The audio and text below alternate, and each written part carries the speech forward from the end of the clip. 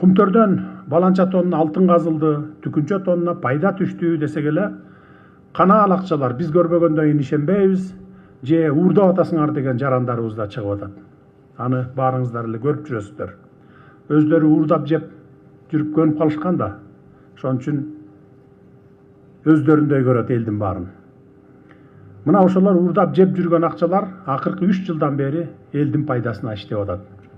Мындан ары Kumtörдүн пайдасын эл көрүп жатканын жакшылап билип жүргүлө. Kumtörдөн киреше түшүп жатат десе, мындан ары кубанышыбыз керек баардыгыбыз, бүткүл эл.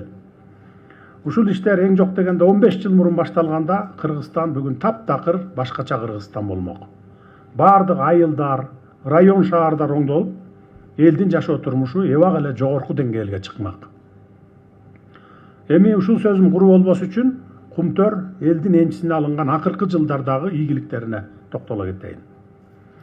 Ишкананын 2021 жылдын май айынан бүгүнкү күнгө чейинки жалпы кирешеси 3 миллиард 445 миллион долларды түздү.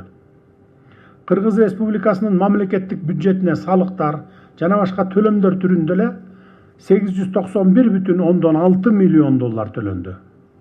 Почти 1 миллиард доллар.